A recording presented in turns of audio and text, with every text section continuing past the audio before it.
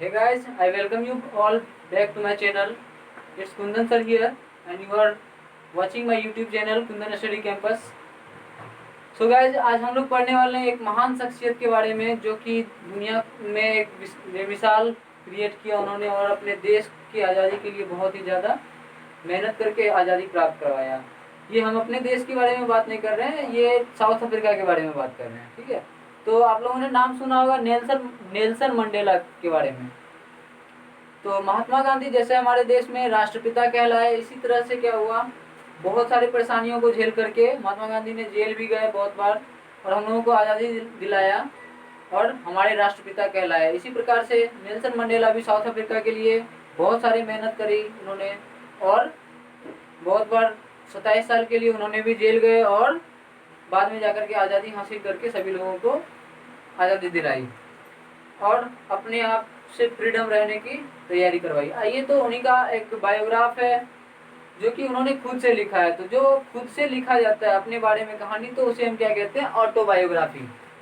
ठीक है, तो ऑटोबायोग्राफी किसे कहते हैं आप लोगों ने समझ लिया। ऑटोबायोग्राफी क्या होता है, जो अपनी कहानी अपने द्वारा लिखा गया हो, तो उसे ऑटोबायोग्राफी कहते हैं। आइए तो और चीजें जानते हैं। लॉन्ग वॉक टू फ्रीडम, ये क्या है कि वो भी बहुत दिनों तक उनका जन्म हुआ था 1910 समथिंग, मीन्स जो दूसरा डिकेड था। डिकेड में आपको बता दूं, डिकेड मीन्स होता है दशक। ये 10 साल का एक पीरियड जो होता है उसको दशक कहते हैं।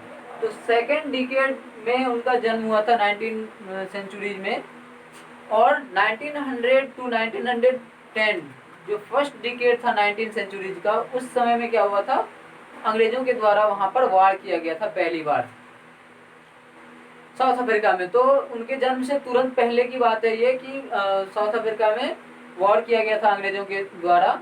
तो वहां पर जो लड़ाई चल रही थी वो था अपार्थीड की लड़ाई, रंग में मतभेद, जो डिस्क्रिमिनेशन था वहां पर, रंग भेद की लड़ाई थी वहां पर कि गोरे लोग जो होते थे वो काले लोगों पर हुकूमत चलाते थे और उनसे ही कर्ज वसूली करके, टैक्स वसूली करके अपना गुजर बसर करते थे, अपना ऐशो आराम की जिंदगी जीते थे।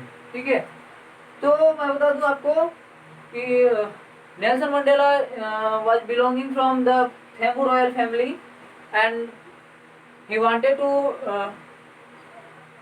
वो चाहते थे कि डेमोक्रेसी लाएं अपने देश में, साउथ अफ्रीका में डेमोक्रेसी लाएं। डेमोक्रेसी क्या होता है, मैं इसको डिफाइन कर दूं एक बार। For the people, by the people, on the people. जो गवर्नमेंट लोगों के लिए, लोगों के द्वारा, या फिर लोगों पर जो राजकाज करे उसे ही कहते हैं लोकतंत्र।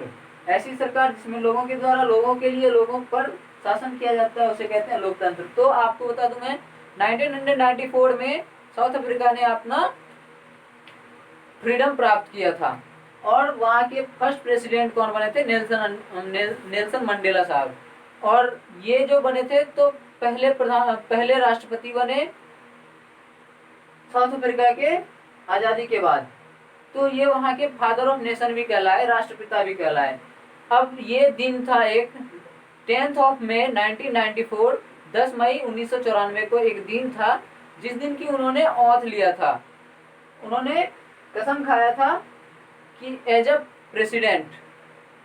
उससे पहले की मैं बात बता दूं, जब वहाँ गुलामी थी, जब साउथ अफ्रीका के लोग गुलाम थे, तो वहां पर किसी भी प्रकार के इंटरनेशनल लीडर नहीं आते थे। जबकि 1994 के बाद बहुत सारे लीडर, बहुत सारे लोग, घुमंतु लोग वहां पर आने लगे। मैं बता दूं आपको कि एक देश की जो डेवलपिंग होती है उसमें बाहरी लोगों का आना जाना बहुत जरूरी होता है, ताकि आपका इंपोर्ट एक्सपोर्ट बिजनेस का हो तो उससे भी बहुत ज्यादा लाभ मिलता है देशों को और किसी को भी जीवन यापन करने में आसानी होती है।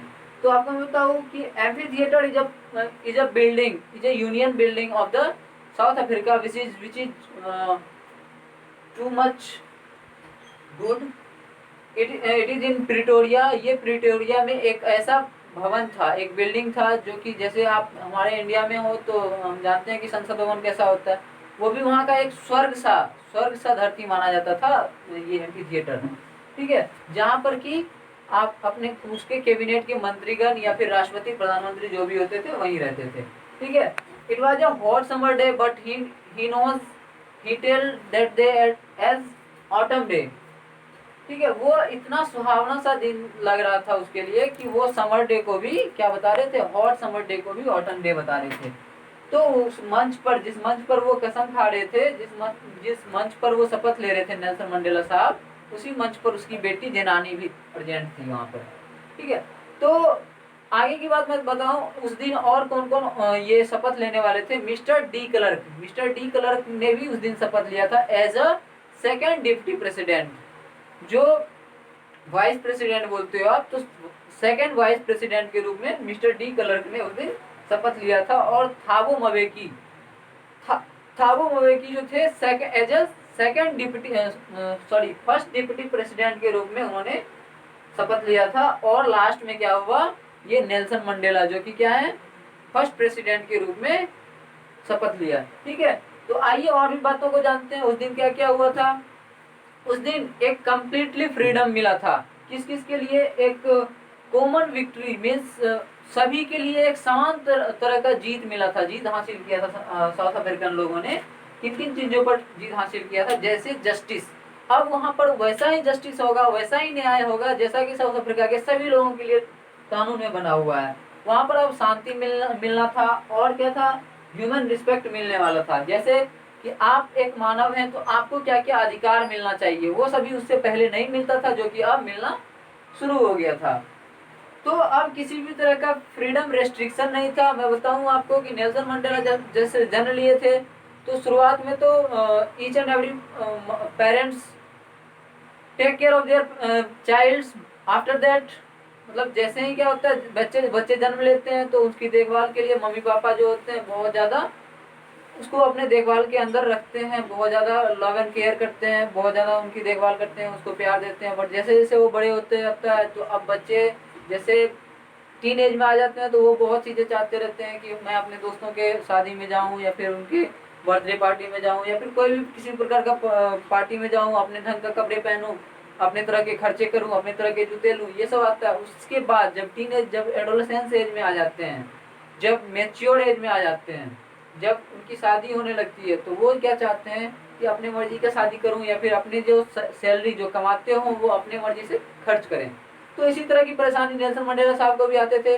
तो ये सारे हो जाते थे पर्सनल प्रॉब्लम्स। अब दो तरह के मैं आपको लाइफ को दर्शाता हूँ कैसा, एक तो प्रोफेशनल लाइफ होता है और दूसरा क्या होता है, पर्सनल लाइफ। पर्सनल लाइफ यही चीजें जो मैंने आपको बताया कि जो पर्सनल प्रॉब्लम्स होते हैं, या फिर जो आप पर्सनल लाइफ को मैं बता दूं आपको। पर्सनल लाइफ क्या होता है, जो अपने आप घर वालों के लिए करते हो, अपने रिश्तेदारों के लिए करते हो, या फिर अपने लिए करते हो, तो वो हो गया आपका personal life. And professional life, the work which is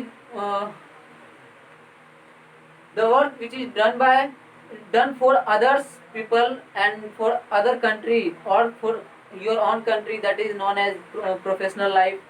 means वैसा लाइफ जो कि आप किसी दूसरे लोगों के लिए करते हो, या फिर किसी अपने देश हित में करते हो, तो वो कहा जाता है प्रोफेशनल लाइफ। ठीक है, तो अब वो क्या होता था कि सबका कॉमन प्रॉब्लम, जो भी जितने भी लोग साउथ अफ्रीका के लोग थे, उन सबके लिए ये सेम प्रॉब्लम हो जा रहा था कि ना तो उनको खुद मतलब रहने की आज़ादी थी ठीक से, ना उसको काम करने की जो इच्छा होती थी वो नहीं कर पाता था, या फिर जिस तरह का वो घर बनाना चाहता था, जिस तरह का शिक्षा प्राप्त करना चाहता था, वो नहीं हो पाता था।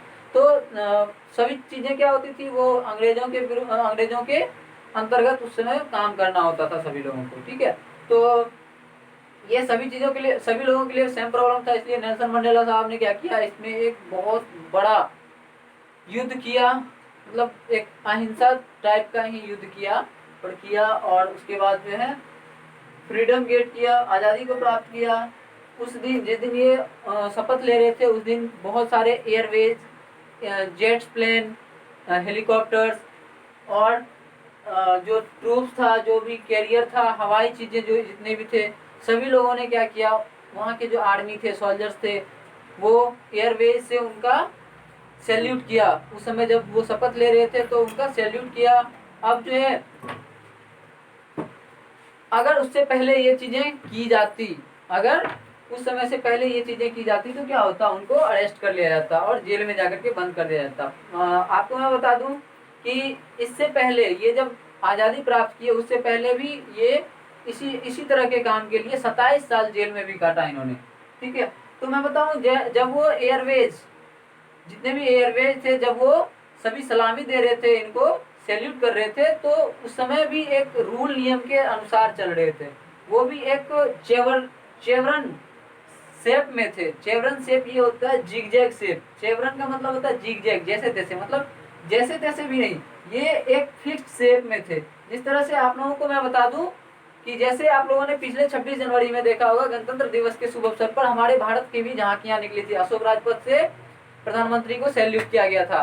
तो और बहुत सारे एयरवेज जो थे वो सीक्वेंस वे में चल रहे थे। तो इसी तरह क्या हुआ, वहां भी सीक्वेंस वे में चला, जितने भी एयरवेज थे, और वो किस तरह का पैटर्न देख रहे थे। ये जो मैं आपको दिखा रहा हूँ जिगजैग पैटर्न, ये मैं फिर से बता दूं आपको, जिगजैग पैटर्न ये इस तरह का पैटर्न था, जो कि क्या था, वहां का नेशनल फ्लैग जो था उस शेप साइज का था।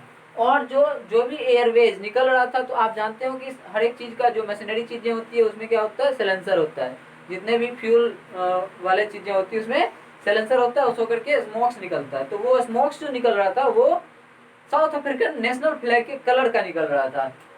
बताओ ये कितने अमेजिंग। तो क्या हुआ, उसी समय में नेशनल एंथम वहाँ का जो था वो बजा।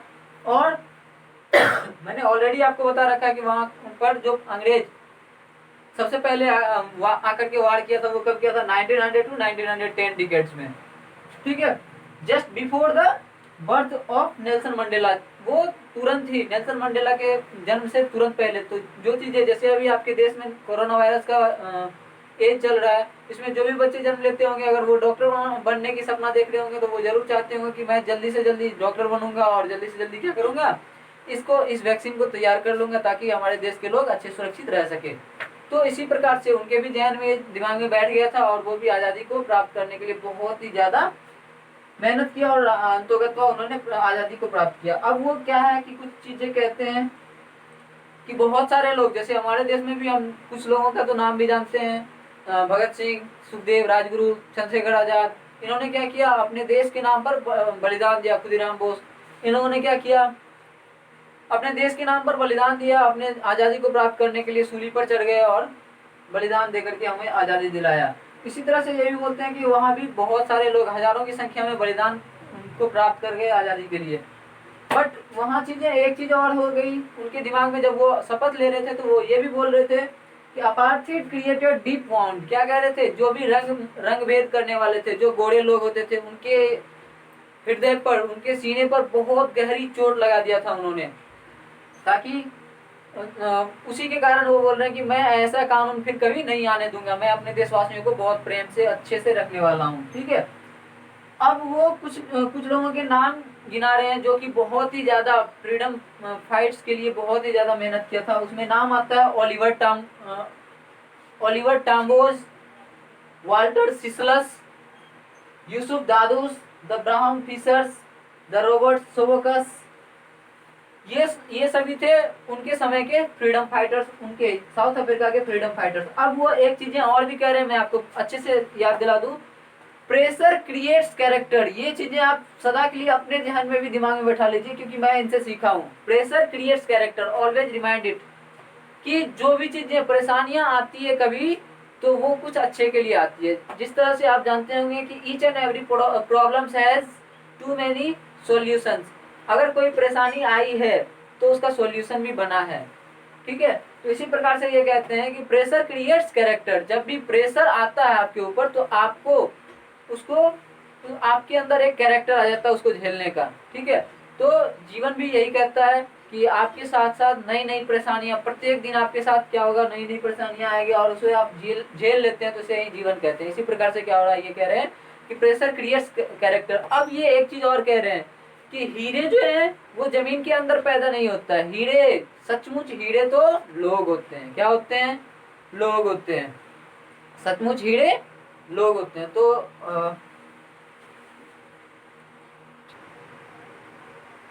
लोग असली हीरे होते हैं। Give sacrifices for ideas. तो लोग इसलिए हीरे माने जाते हैं क्योंकि लोग जो एक चीज दिमाग में बैठा लेते हैं, एक विचार को अगर दिमाग में बैठा लेते हैं, तो फिर उसी पर चाहे कुछ भी हो जाए, अपना बलिदान क्यों ना देना पड़ जाए, चाहे लोग मर क्यों ना जाए, फिर भी उसको करने की ठान लेते हैं तो कर लेते हैं, इसलिए वो हीरे भी माने जाते हैं। They faces all types of problem, वो फिर एक बार अगर ठान लेना कुछ भी करने के लिए तो चाहे किसी भी प्रकार की परेशानियां क्यों ना उनके सामने आ जाए, वो करते ही चले जाते हैं, करते ही चले जाते हैं।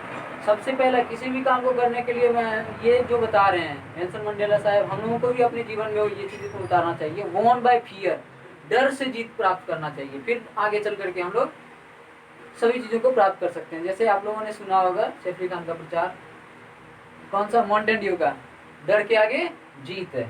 तो इसी प्रकार से इन्होंने भी क्या कहा कि सबसे पहला आपको अगर किसी भी चीज़ के लिए लड़ाई करना है तो सबसे पहला आप अपने डर को भगाओ, उसके बाद फिर लड़ाई करो, आप निश्चित ही सफलता हासिल करोगे, जैसा कि इन्होंने किया। No naturally discrimination, caste, colour, poor, rich. अब क्या है, क्या आप लोग जब जन्म लिए थे तो आपको भगवान ऐसा कहा करके भेजे थे कि तुम जाओ वहाँ पर कोई गरीब लोग होगा उससे भेदभाव करना, उससे हट के रहना, या फिर हम हिंदू हैं किसी मुस्लिम से जाकर के लड़ाई झगड़ा करना, उसको वहाँ से भगा देना, या फिर कोई चूड़ा चुमार है तो उसको ऐसे करना। तो इस तरह के भेदभाव तो होते नहीं है। तो या फिर गोरे लोग जो है, मान लो कि अगर हम गोरे हैं तो किसी काले लोगों पर कब्जा करेंगे, उनको बहुत सारा काम करवाएंगे, उनसे पैसे इकट्ठा कर लेंगे, ऐसा तो है नहीं। ये हम यहीं पर आकर के क्या होता है, इस तरह के लोग बन जाते हैं। People learn to hate by people. यहाँ जो लोग आते हैं क्या पहले से नफरत करते हैं? नहीं। तो यहाँ हमें सिखाया जाता है किसी से नफरत करने के लिए, या फिर कोई लोग जबरदस्ती हमें हर्ट करता है, चोट पहुंचाता है, तब जाकर के उसके प्रति हम क्या करते हैं, गुस्सा होते हैं, उसके प्रति भी क्या होता है, मन नफरत करने का मन होता है। They can be taught love. तो जिस तरह से उसे नफरत सिखाया जाता है तो उसे भी प्यार सिखाओ ना। तो प्यार से हम कैसे रह सकते हैं, किसी के साथ कैसे भेदभाव नहीं कर सकते हैं, सबके साथ कैसे एक जैसा रह सकते हैं, तो इस तरह का होना चाहिए हम लोगों में। Nature learn us to love. अब क्या है कि अब देखेंगे आप नेचर, जैसे सूर्य है, पौधे हैं, जो भी कुछ नेचुरली है, तो क्या आपस में कभी झगड़ते हैं? तो ये हमें क्या सिखाते हैं, प्रेम करना। क्या सूर्य का रोशनी ठंड के दिनों में कितना सुहाना सा लगता है, जो हमें बहुत प्यारा लगता है हमारा, तो वो हमें क्या सिखाते हैं, वो अपनी रोशनी दे करके हमें प्यार सिखाता है। आम फल दे करके हमें प्यार सिखाता है, चापाकल पानी दे करके हमें क्या सिखाता है, प्यार सिखाता है। तो नेचर की जो भी चीजें होती है वो हमें प्यार सिखाता है। अब ये कहते हैं करेज टू स्ट्रगल, किसी भी चीज को करने के लिए करेज होना चाहिए, संघर्ष, कोई भी चीजें संघर्ष करने के लिए हमारे पास करेज होना चाहिए। यानी कि एक बार किए, 2 बार किए और मूर्छित होकर के फिर बैठ गया, यार हमसे नहीं होने वाला है, तो ऐसा नहीं करना है, ठीक है। तो black person haven't tried to live there like a human being. तो वहाँ क्या था कि ब्लैक पर्सन जो होते थे वो एक एज ए नेचुरल पर्सन नहीं रह सकते थे, वो बस एक सर्वेंट के तौर पर ही काम करते थे, नौकर के तौर पर ही काम करते थे। Obstruction for all black person, जो भी वहाँ काले लोग होते थे सभी के लिए ऑब्स्ट्रक्शन, बहुत सारे कामों में रुकावट आ जाती थी। वो ठीक से पढ़ाई नहीं कर पाते, ठीक से रह नहीं पाते, ठीक से मतलब जो भी एक नेचुरल ह्यूमन का लाइफ था वो नहीं कर पाते। Nelson Mandela joint African national Congress. अब क्या था वहाँ पर, आप जानते हो कि महात्मा गांधी भी या फिर और भी कुछ लोग जो थे इंडियन नेशनल कांग्रेस को ज्वाइन किए थे। जैसे पंडित जवाहरलाल नेहरू हमारे देश के प्रथम प्रधानमंत्री थे, वो भी कांग्रेस को ज्वाइन किए हुए थे और अभी भी कांग्रेस पार्टी के ही उनके हैं, तो वो भी नेशनल कांग्रेस को ज्वाइन किए थे, अफ्रीकन नेशनल कांग्रेस को। और बाद में जो है उनको, जब वो नेशनल कांग्रेस को ज्वाइन किए, अफ्रीकन नेशनल कांग्रेस को ज्वाइन किए, तो उनका भूख और भी ज़्यादा आज़ादी के प्रति बढ़ गया और भी ज़्यादा वो संघर्ष करने के लिए तैयार हो गए। अब क्या था, अब जो वहाँ पर एक चीज़ मैं बताना चाह रहा हूँ, ऑप्रेस्ड और ऑप्रेसर, ये 2 वर्ड्स है। इस दोनों वर्ड को मैं क्लियर करता हूँ, लगभग ये एंड पर आ गया ये स्टोरी। ऑप्रेस्ड ब्लैक लोग, जो वहाँ पर ब्लैक लोग होते थे उसको ऑप्रेस्ड बोलते थे, और जो व्हाइट लोग होते थे यानी अंग्रेज, तो उसको क्या बोला जाता था, ऑपरेसर, ठीक है। तो ये इस कहानी में हमें नेल्सन मंडेला से बहुत कुछ सीख मिला। आप लोग जीवन में उसको उतारिए और इस लेसन को अच्छे से पढ़िए, क्वेश्चन आंसर कीजिए, सारा वर्कआउट कीजिए अच्छे से, ठीक है। और एक चीज ये जो बहुत अच्छी शिक्षा दी है लास्ट में, कंटिन्यूअस ड्यूटीज। किसी भी काम को आप लगातार करोगे ना, किसी भी काम को, चाहे वो जो भी काम है उसको आप लगातार करते हो ना, तो फिर आपको सफलता मिलेगी ही मिलेगी, 100% सफलता मिलेगी। तो मैं बस यही कहूँगा, आप किसी भी काम को करो, रेगुलर होकर के करो, कंटिन्यूअस वे में करो, आपकी जीत होगी। ठीक है, जैसे नेल्सन मंडेला। थैंक यू, ये लेसन समाप्त हो गया। और आगे इसी तरह से देख, मैं कोई यूट्यूबर नहीं हूँ कि आपको बहुत ज़्यादा चढ़ा बढ़ा करके बोलूँगा। ये तो बस ये लेसन है, मैं प्राइवेट टीचर हूँ, तो दैट्स वाई मैं इसको क्लियर किया हूँ। और जो भी कोई प्रॉब्लम हो तो आगे कमेंट बॉक्स में डालें, अगला लेसन बताएं और मैं आपको आगे बताऊँगा। आपको कैसा लगा ये वीडियो कमेंट बॉक्स में ज़रूर डालिए। Thank you.